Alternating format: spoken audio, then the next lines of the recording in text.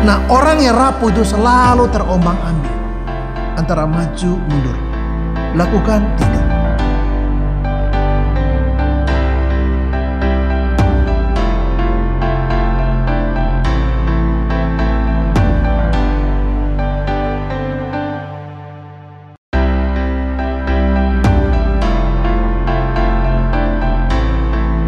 Mengapa ada begitu banyak orang yang rapuh dalam kehidupan mereka? Bukan hanya orang yang di luar Kristus, tapi juga orang-orang yang sudah percaya kepada Kristus. Saya ingin membaca satu ayat saja dari 1 Petrus pasal 2 ayat 2. Dan jadilah sama seperti bayi yang baru lahir, yang selalu ingin akan air susu yang murni dan yang rohani, supaya olehnya kamu bertumbuh dan beroleh keselamatan. Nah, ayat ini penting sekali untuk kita bahas karena dua alasan. Di sini disinggung tentang kita menjadi seperti bayi yang selalu merindukan, karena itu kebutuhan, air susu yang murni dan yang rohani. Yang kedua supaya kamu bertumbuh, itu alasannya. Jadi orang-orang yang rapuh, pertanyaan adalah mengapa ada orang begitu rapuh dalam hidupnya. Nah, orang-orang rapuh itu mudah sekali untuk menjadi tidak stabil. Mereka mudah sekali untuk bersikap secara emosional. Mereka kurang rasional dan seringkali mereka panik waktu menghadapi situasi yang sulit yang terjadi. Padahal kita harus jujur bahwa di akhir zaman ini tantangan makin banyak, pergumulan makin rumit, kesulitan makin bertambah-tambah, dan Alkitab katakan dalam Injil Matius, kedurjanaan orang makin bertambah-tambah sehingga kasih orang menjadi mendingin, menjadi berkurang, menjadi hilang bahkan. Nah, dalam situasi gitu, iman kita diuji, karakter kita diuji. Nah, orang-orang yang rapuh itu mereka mudah untuk hanyut dan terbawa arus. Mereka mudah tergoda untuk memilih jalan yang lain dan bukan seperti yang Tuhan inginkan. Nah, tantangan di ayat ini adalah bagaimana kita mengatasi kerapuhan. Maka jawab yang pertama adalah Tuhan ingin kita bertumbuh. Tuhan ingin kita sungguh-sungguh bertumbuh. Untuk menjadi saksi Tuhan, maka kita perlu untuk belajar firman Tuhan. Mengapa? Karena kita menyinggung di sini bahwa air susu yang rohani dan yang murni adalah menyinggung pada kebutuhan akan makanan rohani, yaitu firman Allah. Nah, orang-orang yang rapuh biasanya mereka tidak punya komitmen untuk belajar firman Tuhan, atau kalau baca Alkitab mereka hanya baca sekali-sekali dan kurang motivasi. Tapi orang-orang yang ingin sungguh-sungguh keluar dari kerapuhan dan mereka punya kekuatan hidup karakter dalam Kristus adalah mereka punya komitmen untuk bangun lebih pagi dan baca Alkitab, karena itu makanan rohani bagi kehidupan kita supaya kita tidak rapuh. Yang kedua adalah orang-orang yang dewasa itu punya ciri-ciri yang penting. Seperti yang pertama, mereka mandiri. Orang dewasa itu mandiri. Kalau anak-anak bergantung, orang rapuh itu bergantung. Tetapi orang-orang yang dewasa itu mereka mandiri. Yang kedua, mereka punya tujuan hidup yang jelas. Mereka tahu mereka adalah orang-orang percaya di bumi ini dalam rangka sebagai wakil Allah, representasi Allah untuk menjadi saksi bagi dunia ini, memberitakan Injil, menyaksikan kebaikan Tuhan, kasih Kristus kepada dunia ini sehingga mereka mengenal Yesus dan mereka boleh diselamatkan dalam Yesus. Jadi orang-orang yang dewasa mereka itu mandiri. Mereka juga punya tujuan hidup yang jelas. Mereka tahu mengapa mereka di sini, untuk apa mereka di sini. Yang ketiga, orang-orang yang dewasa itu mereka kuat. Sementara orang-orang yang rapuh itu mereka labil dan tidak kuat. Mereka tidak punya tujuan hidup yang jelas, jadi berputar-putar saja gitu. Mereka tidak mandiri, mereka bergantung. Yang berikut adalah mereka berpikir positif. Mereka tidak mudah untuk kemudian menjustifikasi atau tidak mudah kemudian mencurigai atau tidak mudah mereka untuk menjadi marah atau terpancing untuk secara emosi marah atau takut atau sedih. Itu emosi negatif. Nah, orang-orang yang dewasa itu mereka berpikir positif, bersikap positif, perasaan mereka juga positif. Yang berikut, orang-orang dewasa itu mereka terbuka, bekerja sama, terbuka untuk melihat semua kemungkinan yang ada, terbuka juga untuk terima masukan, terbuka juga untuk mendengar nasihat dan lain sebagainya. Nah, yang berikut adalah orang-orang yang dewasa itu mereka bisa berbagi dengan sesama, mereka tidak pelit. Tapi orang-orang rapuh mereka takut sekali untuk berbagi karena untuk mereka aja kurang bagaimana berbagi. Dan yang terakhir ialah orang-orang yang dewasa itu yang digambarkan di Matius 13 seperti benih yang jatuh di tanah yang subur. Nah, benih yang jatuh di tanah yang subur itu akan kemudian berbuah.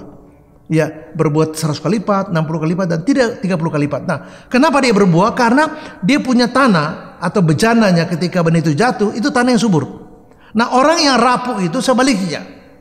Dia tidak mandiri, dia tidak punya tujuan hidup jelas, berputar-putar di situ. Orang-orang yang sangat lemah dan mudah goyah, berpikir negatif. Mereka yang tidak bisa bekerja sama, terlalu tertutup. Mereka egois dan tidak berbagi dengan cenderung pelit. Dan mereka adalah orang-orang yang kalau firman diberitakan, mungkin mereka tidur. Sehingga apa? Itu yang melahirkan kerapuhan. Nah, Tuhan mau lewat ayat ini supaya kita seperti bayi yang bertumbuh. Karena dengan pertumbuhan itulah kita menjadi kemudian dewasa. Hal yang ketiga yang penting adalah dinamika pertumbuhan itu untuk mengatasi kerapuhan atau proses kedewasaan itu berlanjut sepanjang hidup. Kita tidak tamat seperti kita sekolah. Ya, TK, SD, SMP, SMA, S1, S2, S3, bukan. Jadi justru yang dimaksud dengan proses pendewasaan itulah sesuatu yang terjadi sepanjang hidup kita. Nah, orang yang rapuh itu mereka tidak bertumbuh. Atau mereka kadang-kadang ingin bertumbuh juga, tapi itu di kulit sekali sehingga mereka tidak siap untuk secara terus-menerus diproses, dibentuk oleh Tuhan karakternya, iman mereka. Nah, seringkali situasi terjadi itu bagian dari pembentukan. Tidak semua karena kesalahan, tapi bagian dari pembentukan. Ketika Tuhan izinkan sesuatu terjadi dalam kehidupan kita harus lihat bahwa inilah proses untuk membuat kita bertumbuh dan menjadi naik kelas, ya. Kita menjadi grade kita ditambah. Nah, ada orang yang cepat bertumbuh. Mengapa? Karena komitmennya kuat. Dia belajar dan dia memberi waktu, memberi investasi untuk pertumbuhan itu sendiri. Seperti orang bisnis. Kalau orang bisnis kan dia harus ada investasi. Waktu, pemikirannya, konsentrasinya, pergaulan orang bisnis. Dia mulai berpikir, mulai merencanakan, mulai mengeksekusi apa direncana. Dan dia mulai bekerja sama. Dia lihat sana, lihat sini, banding sana, banding sini, ikut seminar sana, seminar sini. Mengikuti bimbingan ini, bimbingan itu. Dan dia bergabung dengan kelompok pebisnis. Jadi ada harga yang dibayar untuk proses itu. Itu gambaran dari komitmen. Nah, orang-orang yang cepat dalam proses itu adalah karena mereka lebih berkomitmen atas pertumbuhan mereka. Tetapi ada juga orang yang lambat, bahkan ada yang tidak bertumbuh sama sekali. Nah, mengapa lambat dan bahkan tidak bertumbuh? Karena komitmen mereka rendah. Nah, saya menemukan ada orang-orang yang hanya bisa mengeluh. Nah, ketika kita hanya bisa mengeluh, maka pertanyaan saya adalah apa hasil yang baik atau apa hasil yang membanggakan kalau kita hanya bisa mengeluh, kecuali kita menjadi terpuruk. Nah, pertumbuhan itu, pendewasaan itu satu proses yang panjang yang berlanjut seumur hidup kita, sehingga di situ memerlukan komitmen. Kalau kita tidak punya komitmen untuk bertumbuh, maka pertumbuhan kita tidak pernah terjadi. Mungkin ada tapi lambat sekali, atau mungkin ya ada tetapi mungkin kita juga bosan karena terlalu lambat. Nah, Ibrani mengatakan bahwa seharusnya kalau sudah dewasa, kalian sudah seharusnya memimpin, mengajar, melayani. Tapi kalian menjadi seperti orang-orang yang baru kemarin percaya Yesus. Kenapa? Karena kalian masih kekanak-kanakan, childish sekali, sehingga mudah sekali rapuh, ya tersinggung, pindah gereja, dan kita kemudian melakukan hal-hal yang tidak seharusnya. Kenapa? Karena kita tidak menyadari bahwa pendewasaan ini satu proses yang berlangsung seumur hidup, dan itu butuh komitmen. Hal yang terakhir yang saya ingin sampaikan untuk menutup renungan singkat saya adalah begini. Ya, salah satu tujuan yang penting bukan cuma sekadar kita bertumbuh dan kemudian jadi berkat, tetapi ada poin yang penting dalam konteks yang praktikal, yang sangat sederhana yang kita alami dalam kehidupan tiap-tiap hari, yaitu supaya kita, kata Efesus pasal 4 ya, ayat 11 sampai 16, supaya kita tidak terombang-ambingkan. Nah, orang yang rapuh itu selalu terombang-ambing antara maju mundur, lakukan tidak, lakukan enggak. Jadi mereka selalu di titik di mana mereka selalu tidak punya kepastian. Nah, Paulus menulis surat kepada jemaat Efesus, dikatakan di sana bahwa kita diperlengkapi oleh begitu banyak karunia, apakah itu gembala, pengajar, rasul, nabi, pemberita Injil. Nah, itu karunia-karunia dalam jemaat. Nah, untuk memperlengkapi jemaat orang-orang kudus supaya mereka menjadi dewasa dalam tingkat pertumbuhan yang baik. Supaya apa? Paulus menyinggung supaya mereka tidak seperti kekanak-kanakan yang gampang sekali terombang-ambing, gampang sekali mereka untuk berubah. Alias mereka tidak punya prinsip. Kenapa tidak punya prinsip? Karena mereka enggan untuk bertumbuh atau komitmen bertumbuh rendah sekali. Nah, kalau mereka bimbang sana, bimbang sini, maka mereka sasaran empuk untuk mereka kemudian dicekokin oleh hal-hal yang buruk. Nah, banyak orang di masyarakat yang gampang mempercayai hoax, gampang mempercayai ceramah-ceramah yang menyesatkan, ceramah-ceramah yang membuat mereka benci orang, ceramah-ceramah yang melahirkan adu domba dan perpecahan. Nah, itu lahir dari bukan soal penceramah saja yang salah, tapi umat atau jemaat atau orang-orang mendengar itu mereka tidak punya filter. Mereka percaya dan kemudian mereka mengikuti apa yang dianjurkan, dan ini sangat berbahaya. Nah, Paulus katakan supaya kamu tidak terombang-ambing. Maksudnya kamu tidak gampang untuk berpindah dari satu prinsip ke prinsip yang lain dan tidak punya prinsip. Karena prinsip yang ada itu tidak kuat, hanya sekedar tapi tidak mendalam. Jadi kalau tanya kenapa kamu demo, nggak tahu juga.